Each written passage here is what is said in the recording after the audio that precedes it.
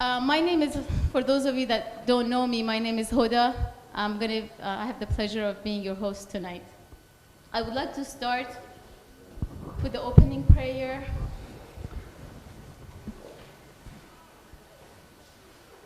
O thou loving provider, these souls have hearkened to the summons of the kingdom and have gazed upon the glory of the Sun of Truth. They have risen upward to the refreshing skies of love. They are enamored of thy nature, and they worship thy beauty. Unto thee have they turned themselves, speaking together of thee, seeking out thy dwelling, and thirsting for the water brooks of thy heavenly realm. Thou art the giver, the bestower, the ever-loving. Abdul Baha. Tonight's topic is why faith matters, and our dear speaker is Dr. John Hatcher. It is truly my pleasure to introduce to you Dr. John Hatcher. Dr. John Hatcher holds a BA and MA in English Literature from Vanderbilt University and PhD in English Literature from the University of Georgia. He was the Director of Graduate Studies in English Literature at the University of South Florida, Tampa. He is a widely published poet and distinguished lecturer. He has written numerous books on literature, philosophy, and Baha'i theology and scripture. Among his many books are Ali's Dream, The Story of Baha'u'llah, The Ascent of Society, The Social Imperative in Personal Salvation, Close Connections, The Bridge Between Spiritual and Physical Reality, The Divine Art of Revelation, The Ocean of His Words, The Purpose of Physical Reality, and many, many, many more. Without further ado, please help me welcome Dr. John Hatcher.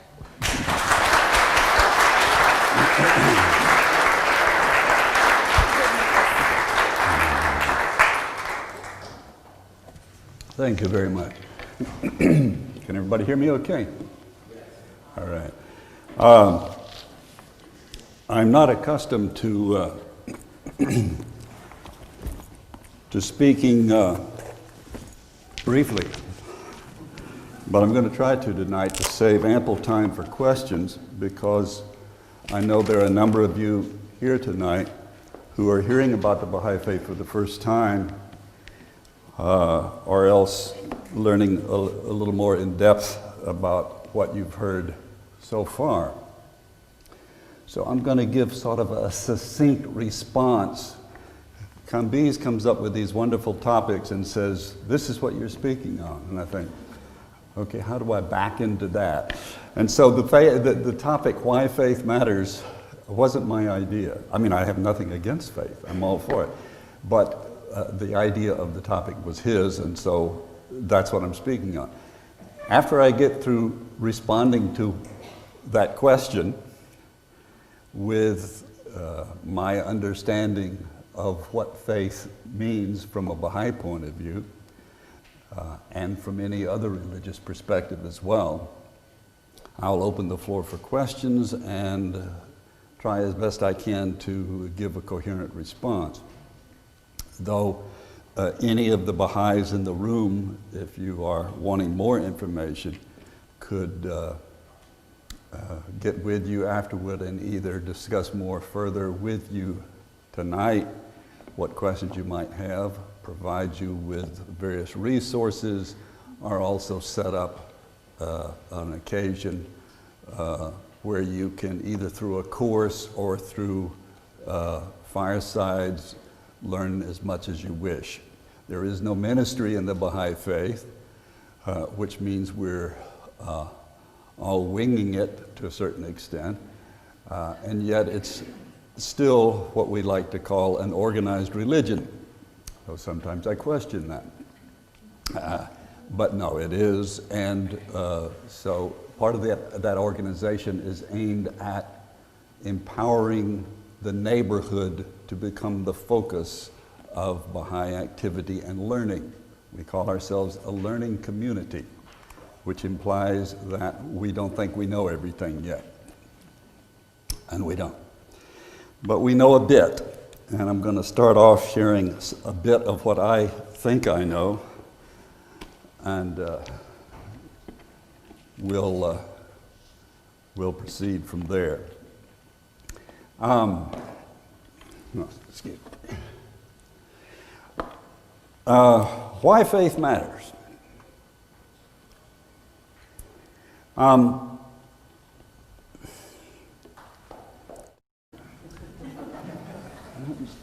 Every time. Why does that happen? Why does that happen? Roger, where are you? Is Roger here or is he gone? I think he's listening from the other room. Roger, if you're in the other room, don't answer. Why did that happen? Somebody who's as smart as Roger in here? No one?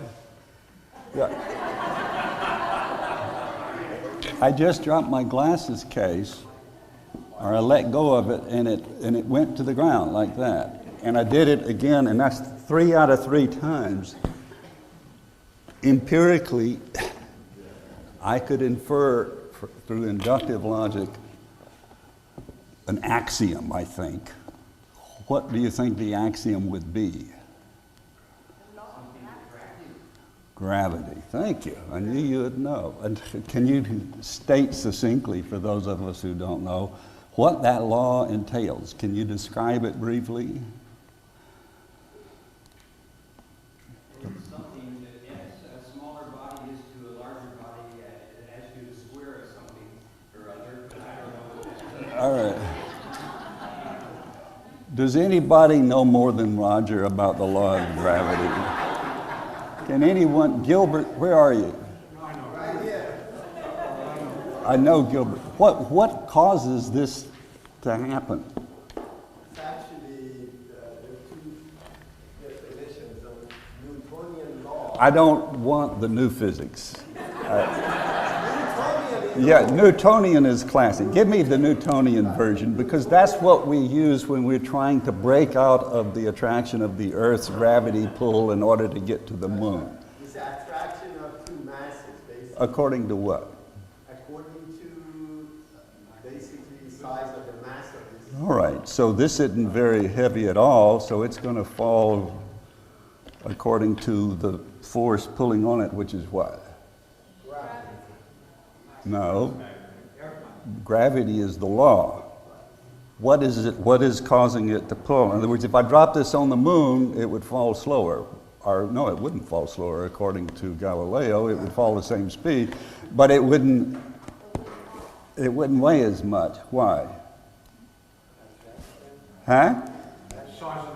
Size of the moon. The moon's very, very small in comparison to the Earth. So it's going to fall. In other words, on the moon, I wouldn't have to worry about losing 30 pounds because I'd already be, you can sit down now, Gilbert.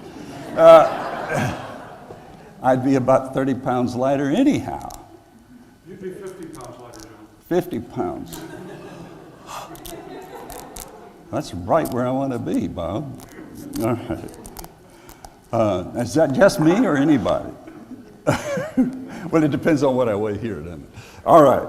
Suffice it to say, then, that if I drop this or I let go of it, it's going to do this 9 out of 10 times. Or is it going to do it every time? If it's a law, it's describing reality and relationships within reality, right? Now, which would be the appropriate verb to use describing this law? I believe in the law of gravity.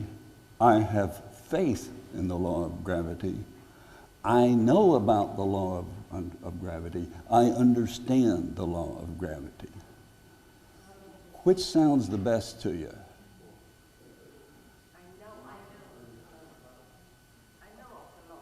I know the law of gravity, but you don't understand it. If I said I have faith in the law of gravity, that would mean what?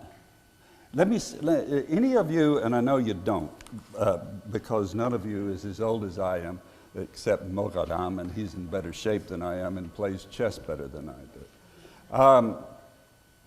Fred Astaire in a movie called Royal Wedding in 1951. Anybody know what happened in that movie?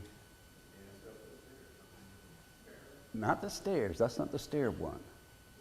He is dancing. He dances all the way around the room.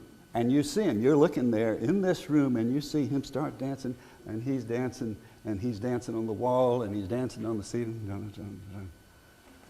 Now that'd be enough to shock you and to say, I'm not sure I have faith in the law of gravity anymore. But of course, if you really have faith in the law of gravity, you know there's got to be another explanation. Anybody know what the explanation was in that movie? Huh? It wasn't a camera trick. The camera was, huh? It was what? A rolling room, a rotating room. So the camera is fixed in relation to the room. The room itself is moving with the camera in place so that as it's changing, he will go towards the edge of the wall, and little by little, as it gets to where that corner is about here, he can then make the transition to the wall and so on. So it's incredibly effective because your point of reference, all right, is the camera's point of reference. And you think you are looking at it objectively. But of course you aren't. You're looking at it subjectively from the point of view of something that is turning. You don't know you're turning, all right? But you, meaning the camera point of view, you are turning. So your faith might be shaken because all it takes is one violation of that law, and you say, wait a minute, it worked every time up till now, but I'm not sure that it works every time. There may be some cases. How many of you have seen these guys who are these street magicians? There's one who levitates. I forget his name, but he's a very conceited, huh? Chris Angel. He levitates? Is he the one that levitates? He also walks on water. Yeah, he walks on water. And you start wondering, maybe the guy's come up with something. You know, maybe he has actually learned a way to, if not defy the law of gravity, overcome it with some other force that he's attuned to. You know? So maybe you'll start to have more faith in Chris Angel than you do in the law of gravity. All right.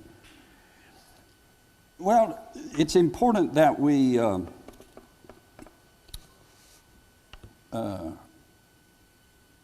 understand the perspective from which we're looking at reality. So if we're talking about having faith as opposed to believing or knowing something, I know that's true. When you say that, I know the law of gravity does not stop working. What do you mean by that as opposed to I have faith that the law of gravity works in every circumstance? Is there a nuance of difference there? I know that the law of gravity works. I have faith that the law of gravity works. They could be relatively interchangeable, but what might be a difference? Yes, ma'am.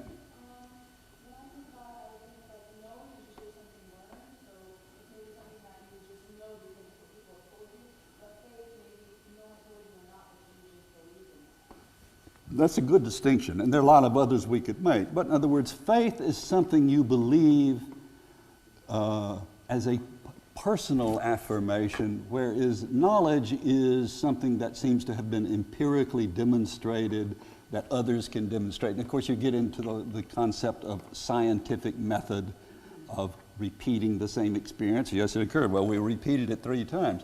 But if I dropped it and it suddenly went up, you wouldn't stop believing in the law of gravity. You'd probably say, well, he pulled off a good one there. He probably has a thread. You would try to figure out, how did he trick me? Now, if you saw a video of someone dropping this and it suddenly just stayed there, now, in this day and age, we'd have a very logical explanation. Even if someone assured you that there was nothing holding the thing, which would be what? You might be seeing a video shot of someone on the space shuttle or in the space lab, all right, where gravity is minimal. There's still some gravity, but it doesn't exercise enough force where it's measurable to the human experience. All right. Now, I'm going to give you some expressions so you can see the nuance of difference among these concepts of faith, belief, knowledge, and understanding. They're pretty much interchangeable, but they have slightly different meanings, especially when we start talking about religion. All right? And I'll give you an example of where we're going with this. If someone says, I grew up in the Christian faith, for example, and I know some of you in the audience are of the Christian faith. I would have some ministers who would say to me, you must accept Jesus Christ as your personal Lord and Savior, or you're going to hell. And my response was, yeah, I think I should. If that's the alternative, I'll do that.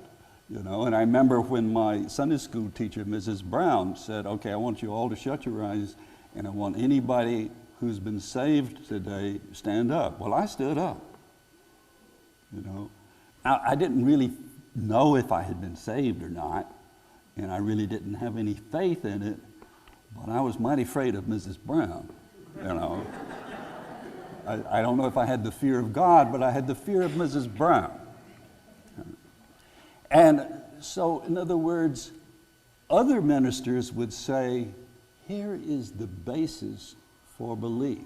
Here is some history of who Christ was, what he claimed, and here are the things he said. And you decide if this is not worthy of belief, because here are the things he promised.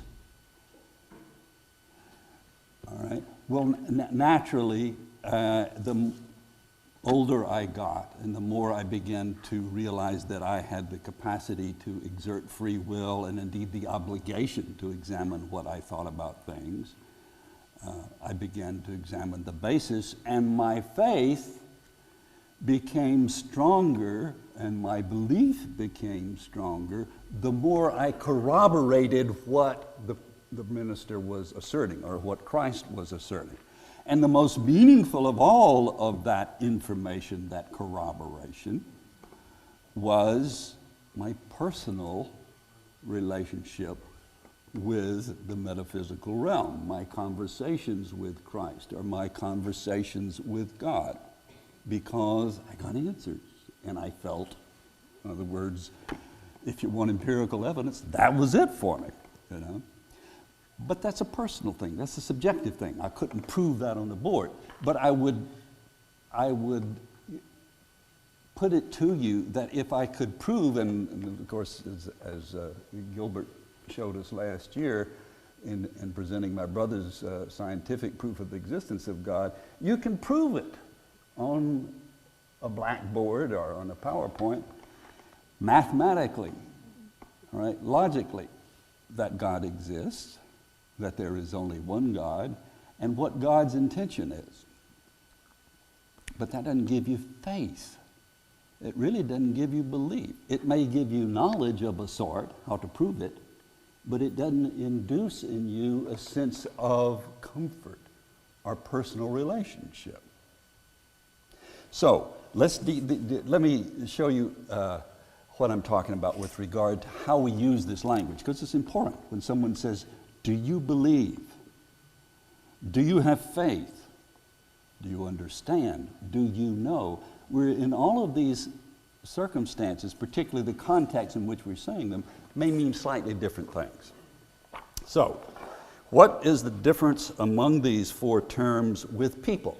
I'll give you an example. I have faith in you. Of course, part of it is how you inflect the sentence, I have faith in you. No, I have faith in you. I believe in you. I know you, or I know you. That's slightly different too. I understand you. Now, all of those four mean something slightly different, or could in a particular conversation. All right? I have faith in you. I believe in you. Those sound pretty much the same. I know you, which may mean I know you're going to screw up. I understand you, meaning it could mean I know where you're coming from, but I still don't agree with you, or I know why you screwed up, but I still don't forgive you for it. It can mean 1,000 things. All right, let's talk about ideas. Now, we talked about ideas, concepts, about reality, the law of gravity. It's a law. That means it doesn't change. It doesn't change. It's a law. So, in other words, you can't stop it. You can't break it. You can't defy it. You can say, I defy it. You can say, I'm going to jump out this window and defy. But ultimately, the law of gravity will win out on it, because it doesn't care whether you believe in it or not. It's still there. It's impervious to what your perception is. So when you see Gene Kelly dancing on the wall, that if this were reality, he'd be falling on his head. And many people wouldn't care. Because that's the way he was. With ideas then, I have faith in the law of gravity. I believe in the law of gravity. I know the law of gravity. I understand the law of gravity. All right. Now we're going to change these in a minute to other kinds of laws, like spiritual laws. For example, one of the primary beliefs or the pivotal belief of the Baha'i faith is there is one God who is the creator of the universe, and that term designates a cognitive being aware of what he's doing, who plans purposefully to bring about the evolution of human society on planet Earth, and many other planets too, probably, though we don't know about it yet. And he does this, Baha'is believe, by sending guidance as we need it and can use it through individuals we call manifestations. Some religions call them prophets, and so on. So this has to do with a law too, because if that is true, then the law of history is history proceeds according to a specific plan devised by the Creator, whereby incrementally human society is taught in ever more expansive and ever more complete descriptions of reality and our relationship to reality, whether it be physical reality or metaphysical reality. All right. This is a commandment. All right? Commandments, using the same terms, but in a command, what we'd call in grammar the imperative form of the verb. All right? I'm a little warm. Is there a AC that can cool off someone as hot as I am? And I don't mean that metaphorically.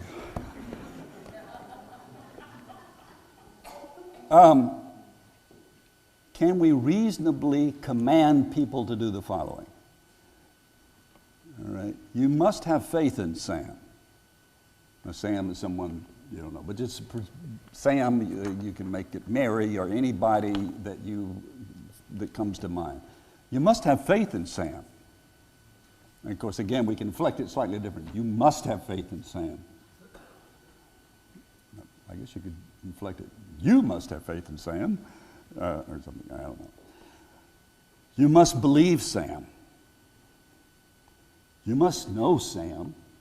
You must know Sam. You must understand Sam.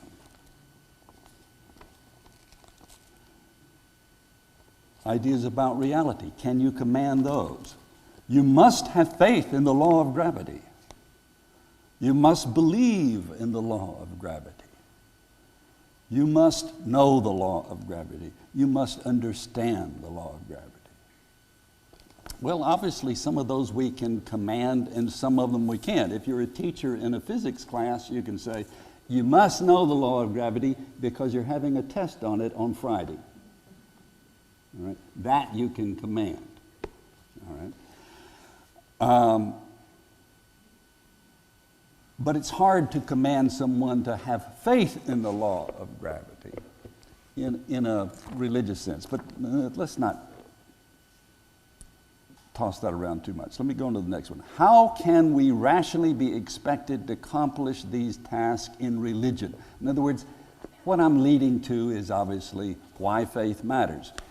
What do we mean by faith is what I'm obviously getting at, and that's what I want to narrow down to. Let's talk about manifestations of God, the emissaries of God, these specialized beings who come to planet Earth to guide us for a particular duration of time, whether it be Moses or Christ or Muhammad or Baha'u'llah or whoever the next manifestation will be. You must have faith in Christ or Muhammad or Baha'u'llah. You must have faith. Can you command that reasonably? I mean, can you expect someone to say, okay? Why? Hey, how are you doing? I hadn't seen you in a while. Good to see you. Because what?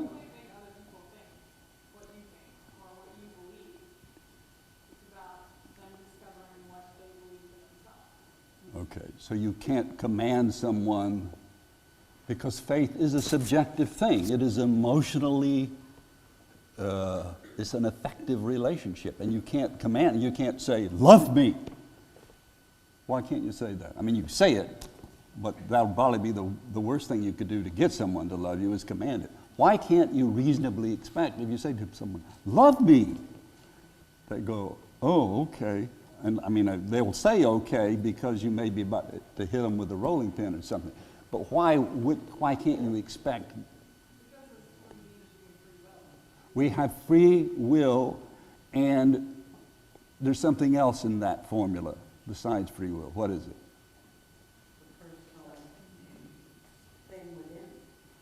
You have to have some evidence within that would substantiate their claim that they should be loved. So in other words, first must come the action demonstrating the love, then the words have some meaning, right?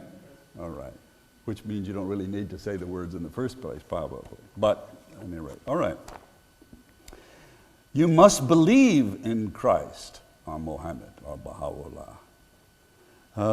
Not a whole lot of difference.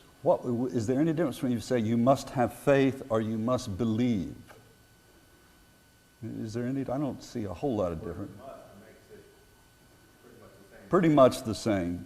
Although believe would have more of a connotation of investigate for yourself and you will come to believe. It could have that connotation. You must believe, and I'll show you how to believe, as opposed to faith, which is, from a Western point of view particularly, faith is a leap. We talk about a leap of faith. So we talk about the distinction between faith and belief or knowledge in the sense that faith is believing that which cannot be empirically demonstrated, whereas belief or knowledge is something that you know after it has been demonstrated.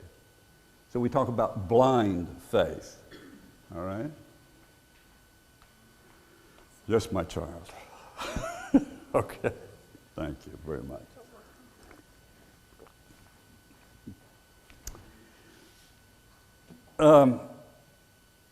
You must know Christ, or you must know Muhammad, or you must know Baha'u'llah.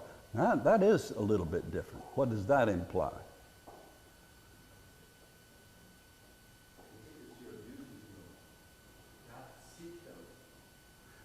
Learn about. Okay, good. Yeah, again, not a whole lot of difference, but the sense of it is it would really be to your benefit to learn about these figures and their lives and their relationship to you. So there you're not asking for belief as a religious creed of faith or a religious commitment. You're just saying you really would do well to know about these figures and what they claim. Right? Thank you. You must understand Christ. You must understand Muhammad. You must understand Baha'u'llah. I'm leaving out Moses simply because I didn't have room, but we can include Moses in there. You must understand them. What would that connote? A little bit different still. Hey, Abby. What would that mean? You must understand them. It would give you reasons to believe or to have faith in them when you have the knowledge.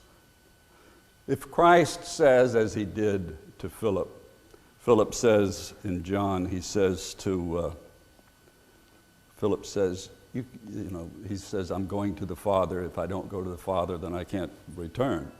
If I don't go away. Philip says, show us the Father, and we'll be satisfied. He says, have I been with you so long, and you do not know me, Philip? He who has seen me has seen the Father, for I am in the Father, and the Father is in me. And then he goes on to say, or else if you don't understand that, just follow me because you like what I do, the works I do. So in other words, implying there are different ways you will understand me. You may just be attracted to what I do and the way I act. Fine. If that's the level you can relate to me, do that. But if you really understand me on a deeper level, you'll know that the Father is working through me. For nothing I do on my own, but the Father who is in me speaks through me. All right? Religious concepts about reality. One of the most important concepts in the faith, as I said, is this idea of what we call progressive revelation. Namely, the idea that revelation just isn't cyclical. You don't just have one teacher come and then another teacher comes and then another teacher comes. We're getting somewhere. So that the concept of justice that Moses brought is very primitive from our modern jurisprudence point of view. All right? So if we utilize the law of God brought by Moses, we'd be arrested real quick. You stole my wallet, boom, there goes your hand. Sorry about that, but that's the law. And they would arrest you and sue you and so on. And the guy who stole your wallet would probably get medical benefits while you are in prison. All right? Because we've come to a more progressive and enlightened and necessarily more complex concept of justice. It's not so simple. So it's different when you're trying to keep order among a rebellious group of tribal peoples and you're in a complex, enmeshed in a complex system in a society such as ours where people are going 1,000 different directions and living so close together. We step outside this building and there are 1,000 laws and relationships that are understood. And justice is a very complex thing. So you must have faith in progressive revelation. You must believe in the concept of progressive revelation. You must know the concept of progressive revelation. You must understand the concept of revelation. Well, I don't need to belabor this too much, so let me go on and kind of finish this up with this. We're talking about really two processes here. We're talking about understanding or knowledge or faith that is based on the desire for something to be true, as opposed to knowledge or faith or belief based on some sort of personal investigation of the basis for that statement of truth. One of the primary principles of the Baha'i faith is that beliefs that have not been investigated are not really yours in the first place. you are simply borrowing someone else's belief. That you must investigate reality independently, even if this is what your teachers have taught you, what your parents have taught you, and what everybody in your community says is the truth. You have to, if it's going to be truly yours, examine it and see if it is indeed true. Because you're going to find, as our society continues to spiral out of any sort of moral center, holding it gravitationally together, that all of the presumptions we may collectively have had no longer apply or exist, so that each person has to sort of create his or her own philosophical and spiritual microcosm in order to subsist. Well, I want to turn to a Baha'i definition of faith. It's only one definition, but I find it a very convincing definition and a very useful one as it responds to this Western notion. And I say Western, it's not totally Western anymore because unfortunately or fortunately, the whole rest of the world has appropriated for itself the Western perspective. That's why there are McDonald's in China.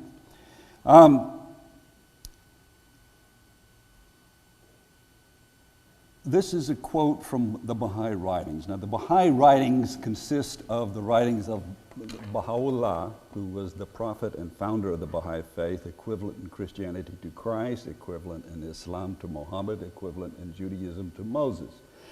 And one of the statements in the Baha'i writings says the following. And he's talking about the difference between a person who acts well, who does good deeds, and a person who knows the basis for those good deeds. So this is kind of taken out of the context of a whole discussion on the relationship between, is it enough simply to do good works, or do you have to know? Now, of course, this is a big discussion in Christianity because Protestantism is called Protestantism because it protested against what the Catholic Church was saying, and Martin Luther posted his theses on the church door in the 16th century, saying, according to Paul, you're not saved by works, you're saved by the affirmation of your faith, your belief. You're only saved by your belief. The Catholic Church said, you're saved by a three-part process: contrition, confession, and expiation of sin. And the contrition was you feel bad about it. The confession was you tell the priest, and the priest will give you some penance to do, which will expiate or purgate that sense of sinfulness from you, and you'll feel good again. All right. Which meant, in effect, you got to do something to earn forgiveness, whereas the Protestant church said, no, you get forgiveness because Christ died for your sins, and we're all forgiven. So there's nothing you can do to earn salvation or forgiveness. Well, we'll get back to that because that's a biggie. But here's a definition of faith in the context of a discussion about that very thing. Although a person of good deeds is acceptable at the threshold of the Almighty, yet first it is to know and then to do. Although a blind man produceth a most wonderful and exquisite work of art, yet he is deprived of seeing it. Consider how most animals labor for man, draw loads and facilitate travel, yet as they are ignorant, they receive no reward for this toil and labor. Well, a bag of oats maybe, which is okay, but intellectually they don't understand what they have accomplished. The cloud reigneth, roses and hyacinths grow, the plain and meadow, the garden and trees become green and blossom, yet they do not realize the results and outcome of all these. The lamp is lighted, but as it hath no consciousness of self, no one hath become glad because of it. Moreover, a soul of excellent deeds And good manners will undoubtedly advance from whatever horizon he beholdeth the lights radiating. In other words, it will have a value. But herein lies the difference. By faith is meant first conscious knowledge, and second, the practice of good deeds. In other words, there is a context in which that knowledge becomes manifested or motivates your action. Now, let me put it more simply. First, there is to know, then to do. What is the principle involved that motivates you to do this good act? Why is it considered good? What do we mean by good? Good in relation to what? Once you understand that, then you are motivated to act, and that action will in turn increase your understanding of why it's good, which will increase your ability to carry out that knowledge and action, which will in turn increase your, and so you have this inextricable reciprocal relationship between knowledge and action, which this definition I just read said is the definition of faith. Neither one by itself is a definition of faith. Faith is a process, not an event. So it's not something you can simply say, I've got faith. No, faith is an ongoing process, an ongoing relationship within yourself. Now I'm going to turn to sort of pull this together to a passage from the most holy book of Baha'u'llah.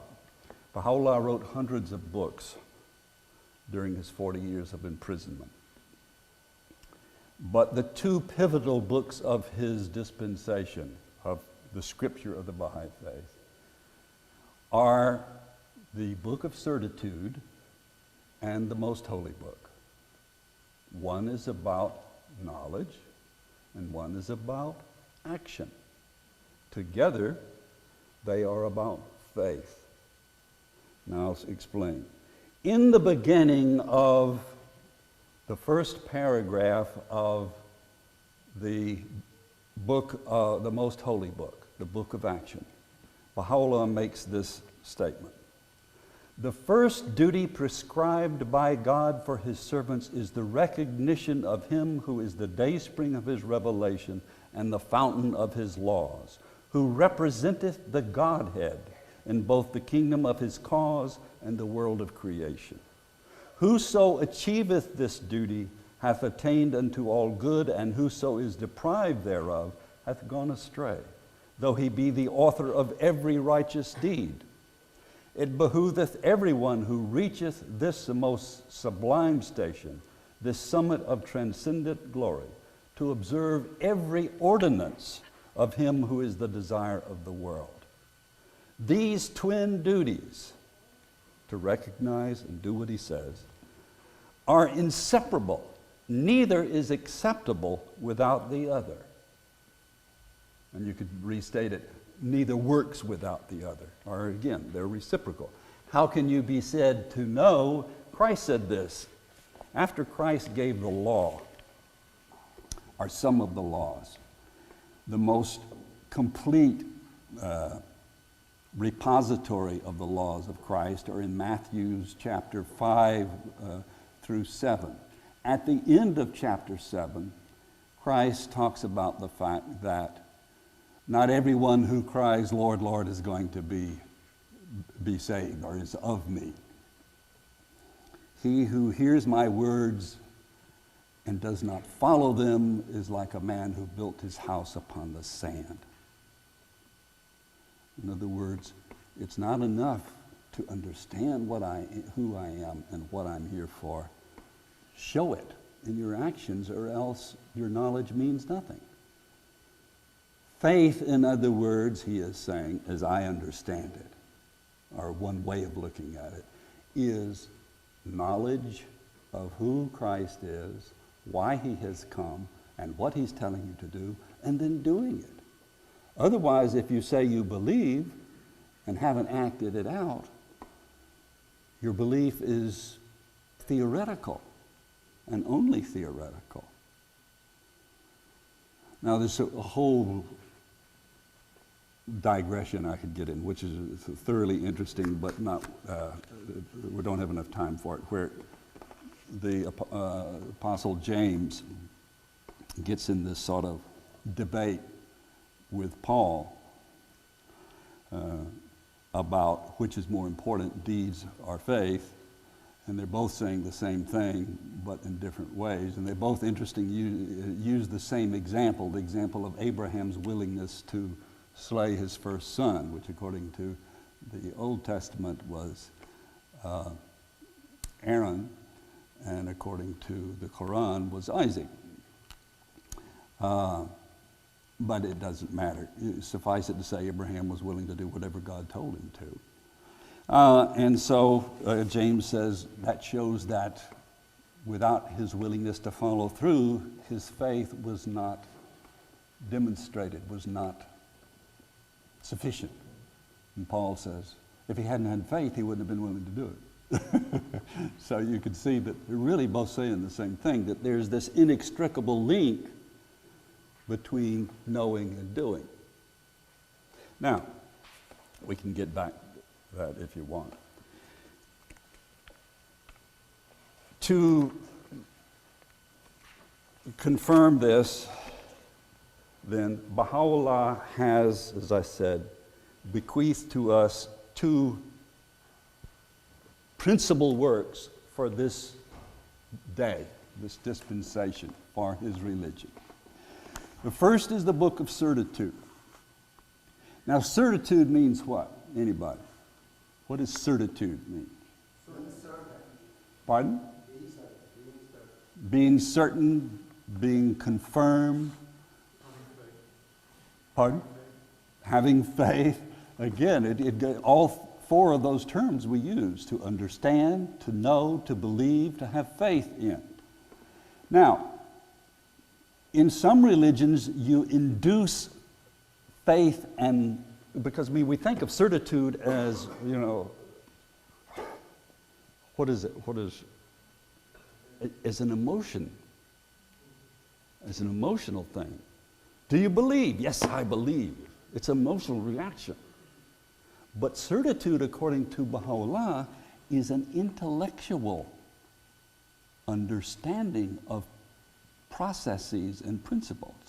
And so this book is not emotional, not particularly poetic. It is an essay proving that God has, throughout human history, sent representatives of himself to educate and assist humankind. And this has the proofs of that process. And that's what it is. He calls it, the generic name that Baha'u'llah uses is my argument. He calls it an argument, but he's using the term in the academic sense of a discourse, a proof, all right? Not a confrontation. So this is a proof, and he says it's not only a proof of who he is, but it's a proof sufficient to prove the reality of all the prophets of God. And he sums them up in the end with about 4 succinct definitions or types of proof. But the first 100 pages is an explication of 3 verses from Matthew chapter 29 about the return of Christ. So it's very interesting. So in other words, this is intellectual understanding, and this is the guidebook of how to put that understanding in action. This is the book of personal law, family law and guidance, and community structure and guidance. Interestingly, though the Baha'i faith has as its principal vision of the future and even its present action around the world to create a global community, but beginning at the grassroots level, the focus of this book is not on some global structure. The focus of this book is on daily refinement and spirituality, as acted out in a healthy family, living in a healthy neighborhood.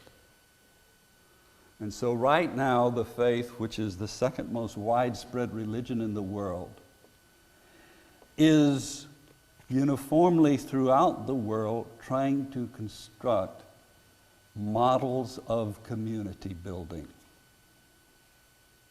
Communities based on spiritual principles of interaction and of collaboration.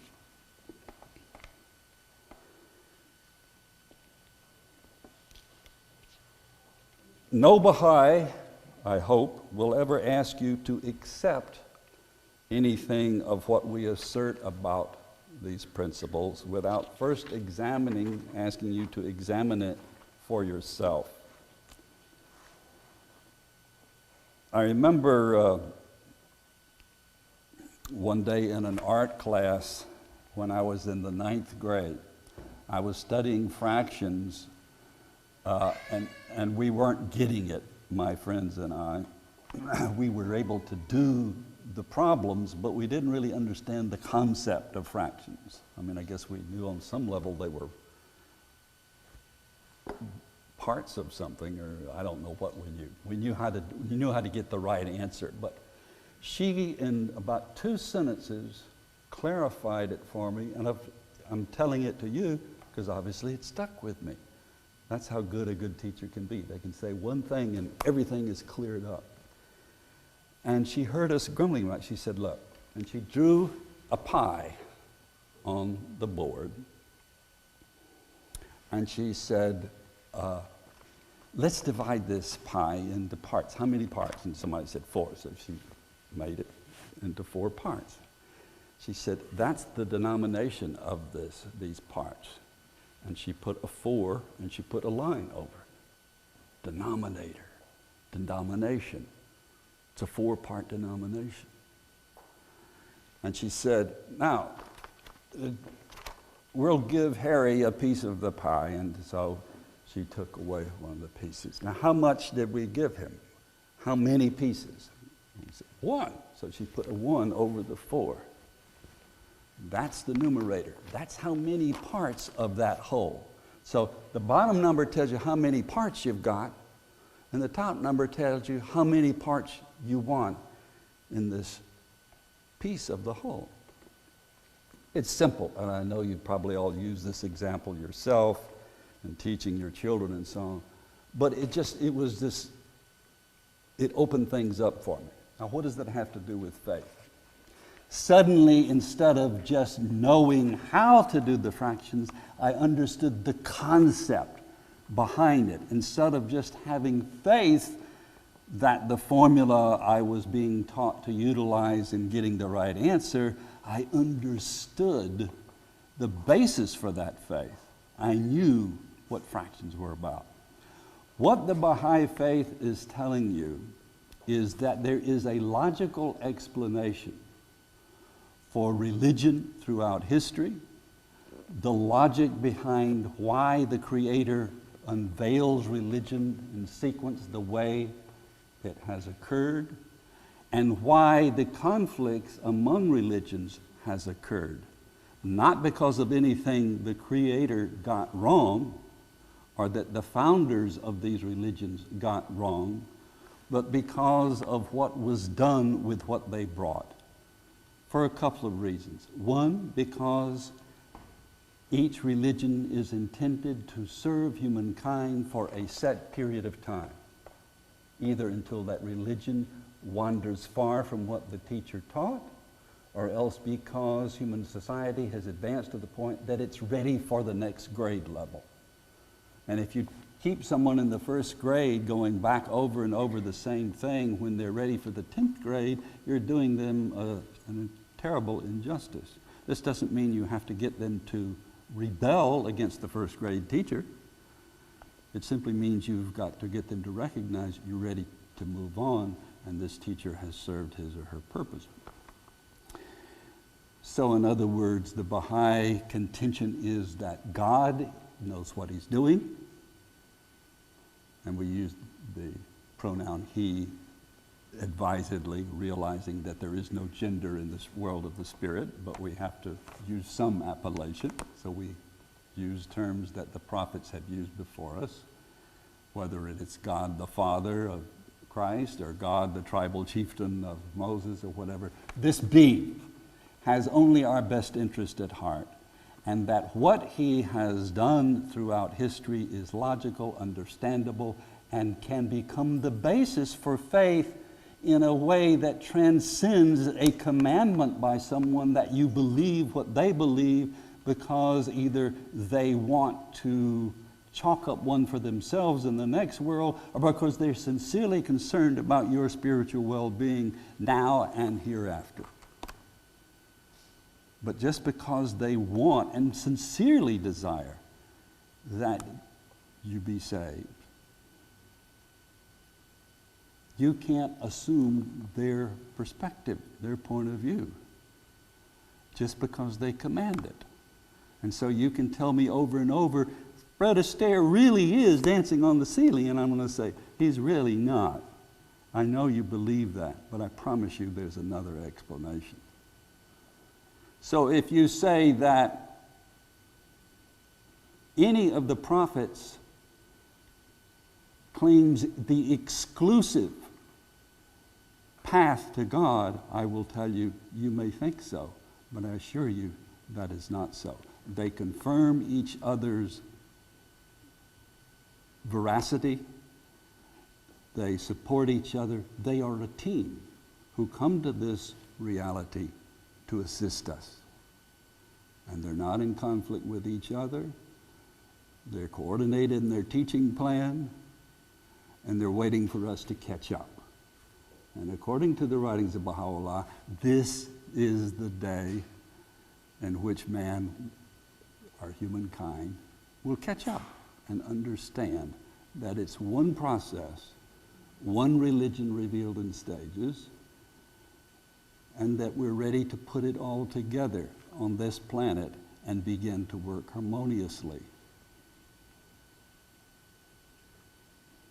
Well, let me look at my notes real quickly and see if I have any profound closing thing to say. If not, I'm through. Nope, that's it. All right. Okay, clap.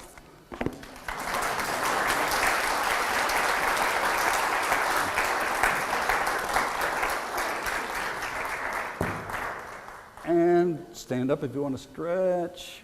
Seriously. And if you need to go, go. If you don't, ask questions. All right. Let's see. We've got a microphone we can pass around to anyone who wants to ask a question. Seriously, if you need to go, please feel comfortable in leaving. It won't hurt my feelings, and nobody will try to stop you that I know of. Yes, Hoda, did you say you have a question? No, I said it's Oh. time for questions and answers if anybody does have questions. Yes, if you would please raise your hand, I will bring the microphone to you. Then you can speak to the microphone.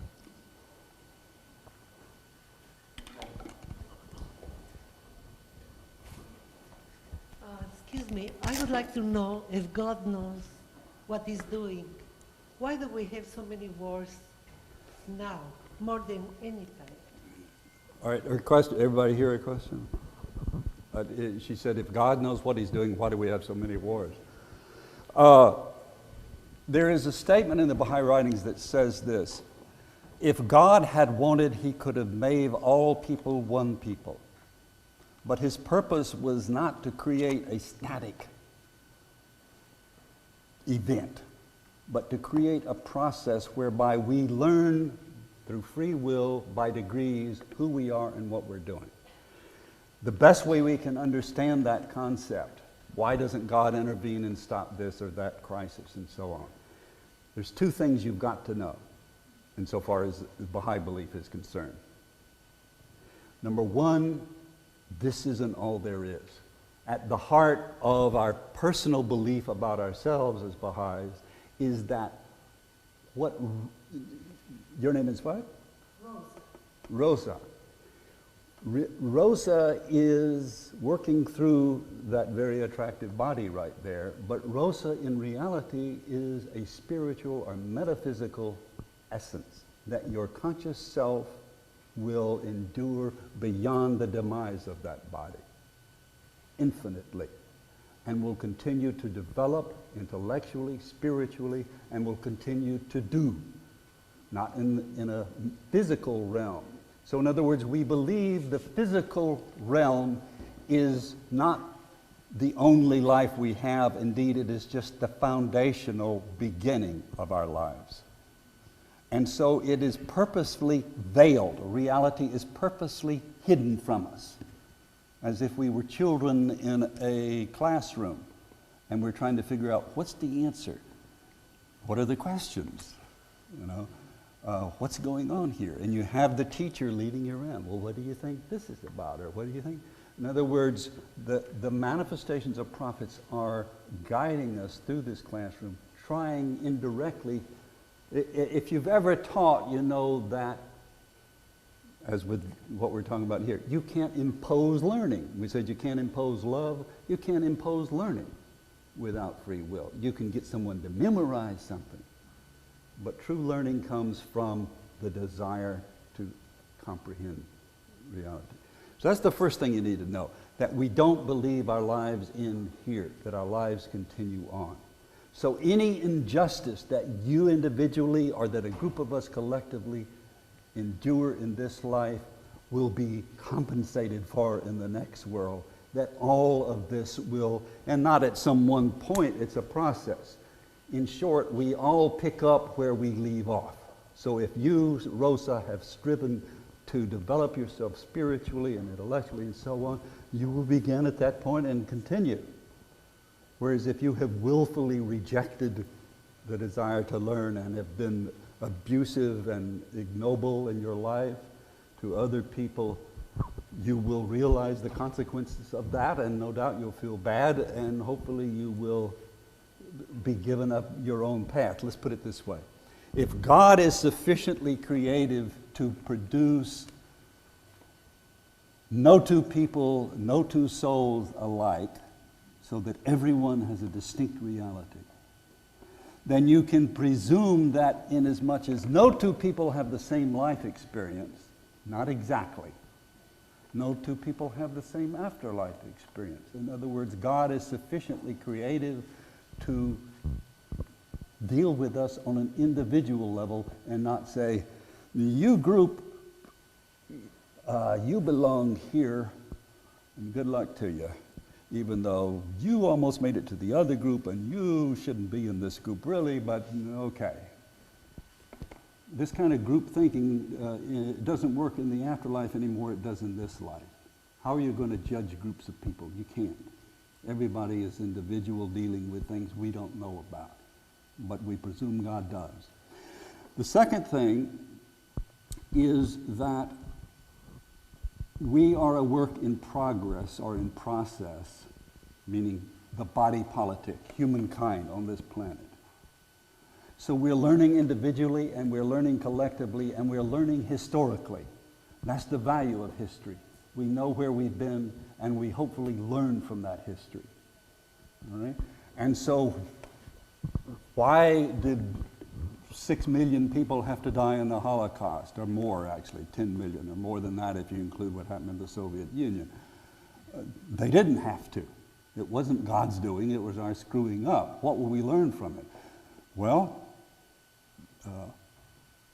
I can say this, having been born prior to that event and having witnessed what humankind has come to at this point, that I dare say anyone anywhere in the world who articulates such a narrow chauvinistic view of humankind that this group is inherently superior to that group will immediately be looked upon as speaking inappropriately, unjustly. In other words, that's a pretty good ways to come.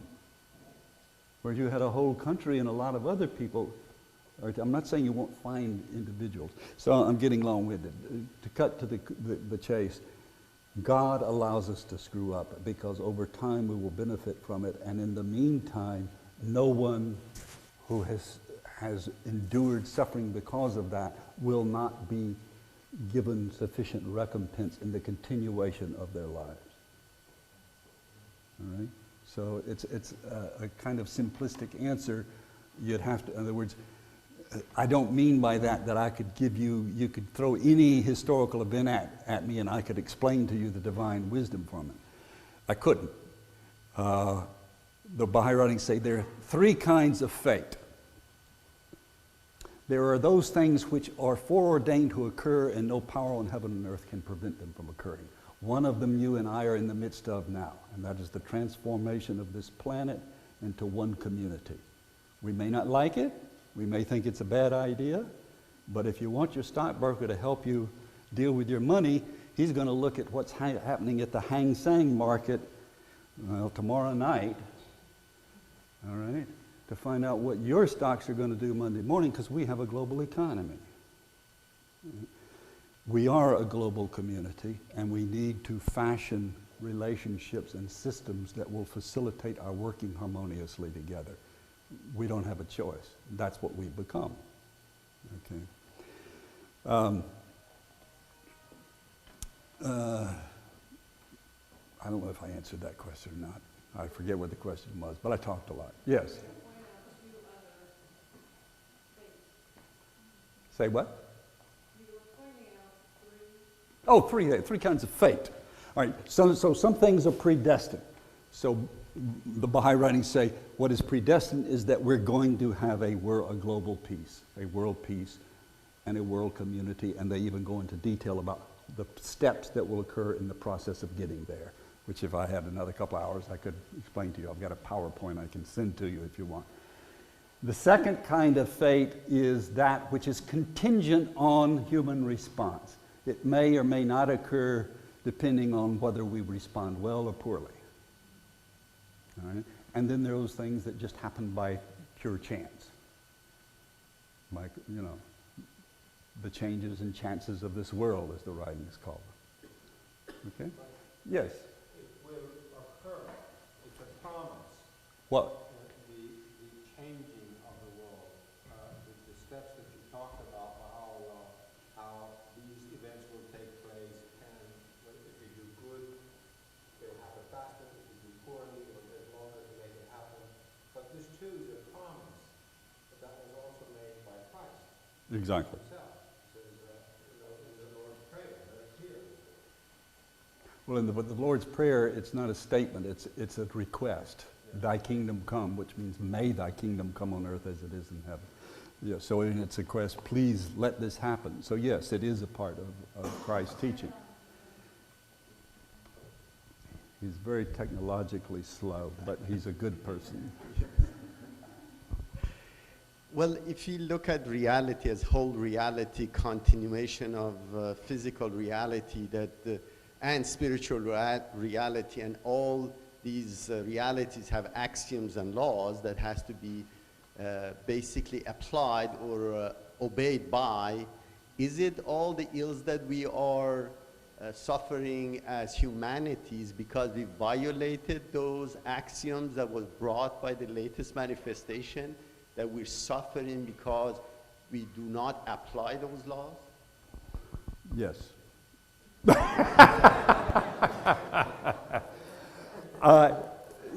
causing the wars, basically. Yeah, that's right. That's exactly true. And the best analogy we can use in our own thinking about it is the subtle relationship we have with raising our children. On the one hand, we give them all the guidance we would hope they would follow from the wisdom we have learned. And they can choose to follow it or not. If they don't, they will suffer the consequences. And on the one hand, we might want to prevent them from suffering the consequences, but at some point we have to let them suffer the consequences because that's the only way that they're going to learn the reality of what we have said. So the answer is yes, according to Baha'u'llah. All people have access to understanding God through his manifestations. All people. All right? And this has always been true. So nobody has an excuse, if you will. And no people, no individuals. The concept of morality has been taught abundantly throughout the world, whether in tribal villages or in nations. Some of, as the Baha'i say, some of the religions are so ancient we don't even know their names. Maybe have a few archaeological remnants of a great society, and that's all. But all people are responsible. He says, how else could they be held accountable for their actions? I want to ask you this question. A friend of mine, he's a rabbi, and in the Tablet of Ahmad, Baha'u'llah talks about who didn't recognize this beauty, did not recognize the messengers of the past. And when I discussed this subject with him, he has a hard time discovering or accepting Christ as a Messiah. So can you explain why it's so important for us as individuals who independent investigation of truth is so important and the progressive revelation? Why is it so important to recognize all these manifestations who came before Baha'u'llah? And if one who's stuck at religions in the past, what happens? Can you elaborate on that? Well, I'll answer the last part of that. And again, I speak with no authority. These are just my own thoughts. So please don't accept me as being an authority on the faith or speaking with authority. The last part of that question is important to me because I think we have to be careful that we, obviously, and I know you know this as well as I, that we don't judge people. People are judged according to what they do with what they got, and only God understands what they've been through and how they arrive at what they are, and plus, He's got infinity to figure it out. But to get to the first part of that, Baha'u'llah repeats what Muhammad said and what Christ said. Christ said, "Oh, Jerusalem, Jerusalem, how I would have taken you under my wing like a mother hen with her chicks, but you would not. O Jerusalem, killing the prophets and those who are sent to you." Muhammad says the same thing. If you deny any of these prophets, you have denied all of these prophets. Baha'u'llah says the same thing. That to reject any prophet is to reject them all, because they all come with the same purpose, come empowered by the same Holy Spirit, and are aware of each other, and they all have the same capacity. Baha'u'llah says they have two stations. One is the station of essential unity.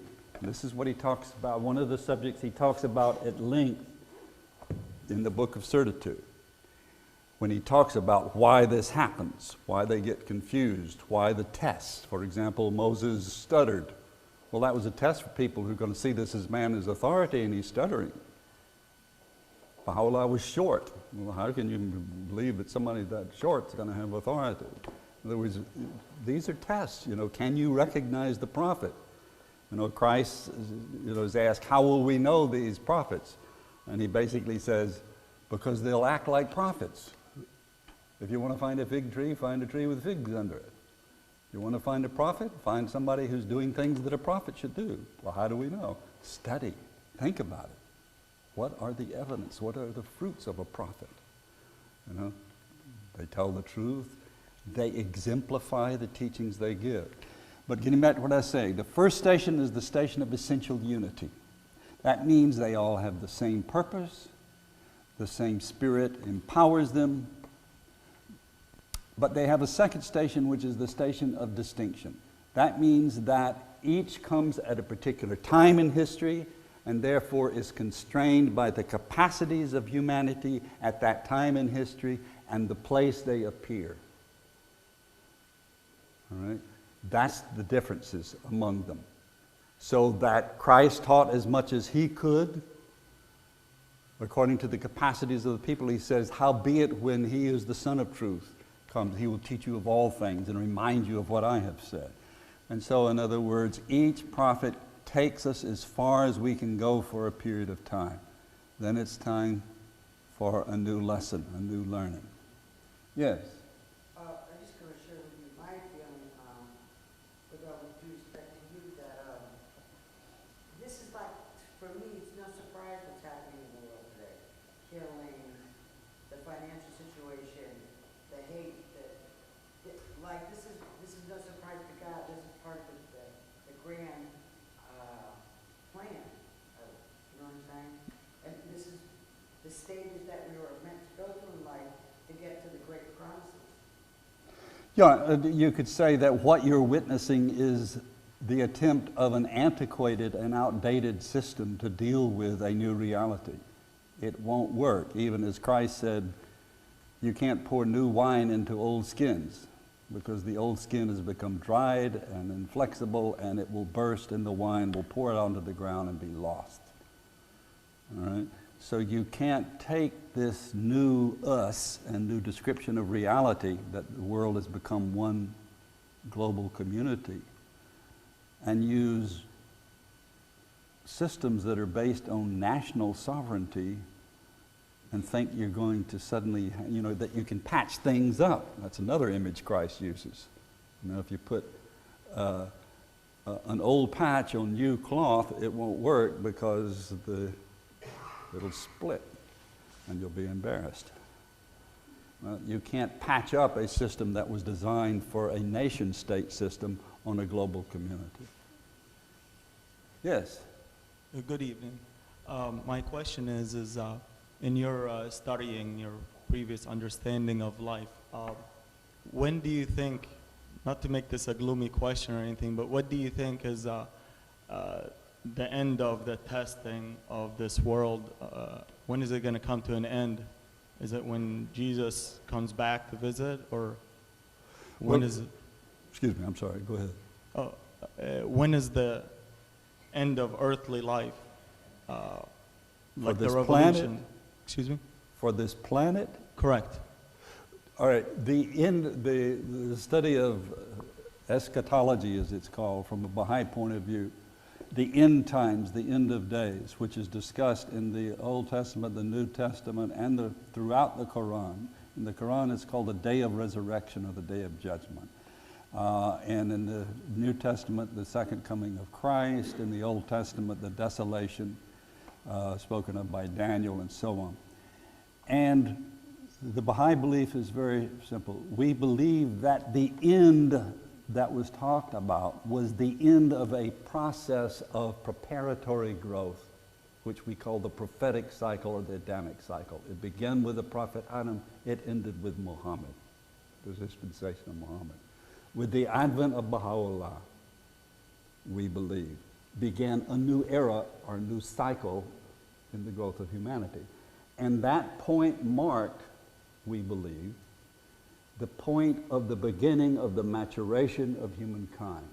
Now, the point of maturation in our individual growth is not the end of our lives, it's the true beginning of our lives, where we finally have beginning to get our act together and know who we are, and we have some autonomy and our own responsibility. So in other words, on the one hand, the concept of the end of days, the end of time, this whole concept of the end of the earth, we believe is a misunderstanding on the one hand. And yet, the Baha'i writings say very explicitly that in order for this new world, if you will, to be put together and so on, you will have to galvanize the will of the world leaders. And what will bring that about? And what the writings say is because the old system will gradually become more and more faulty in its ability, or grind to a halt, as it were. So if you mean when will the suffering we're witnessing now halt, it will be when we've learned our lesson sufficiently well to realize we can't live the way we've been living. But it's not going to be an instant transformation. All growth is a process. And so, as I say, the Baha'i writings describe various parts in that process. The first one, if you will, I mean, it's already begun. It began a long time ago. It began when Baha'u'llah appeared. And he said, he didn't say, God willing, the world will become one country. He said, the world is one country and humankind are its citizens. He didn't say this, he says it's already happened. And then he wrote to the kings and rulers and said, and here's what you must do to facilitate that reality. And he gave them specific plans or programs to implement. They obviously paid no attention to him. And he wrote again. And he said, okay, you've rejected the easy way. It's going to happen anyway, but it's going to come through a great deal of difficulty and trial and sorrow and so on. And of course, we've seen the First World War, the Second World War, and all the other wars going on. So if you're asking when will the difficulty cease and this global community we're talking about begin, from a Baha'i perspective, it's already begun in the sense that the Baha'i community is implementing this structure now. And this community in St. Petersburg, Clearwater, Tampa, all over the world. Right? But if you're asking when will the world at large have in place all of the systems it needs to live happily and felicitously without so on, that will be a long process, step by step, ingredient by ingredient. The first thing that will occur will be a pact, the Baha'i writings say, agreed to by the world leaders, where they will cede a portion of their own sovereignty to make a larger reality. As part of that pact will be a system of collective justice, whereby should any nation arise against another nation, all the other nations collectively will put down that aggressor nation, and so on. And it will involve management of the earth's resources, all kinds of things. And as I say, the process is spelled out by Baha'u'llah over a long period of time, what will happen. I've written a book on it, if you're interested, called The Ascent of Society. You can get it through Amazon or whatever. But that's what that book is about, how we get from where we are to where we're going. Okay? Anything else? I've pretty well done you in, haven't I? Okay. All right. Thank you.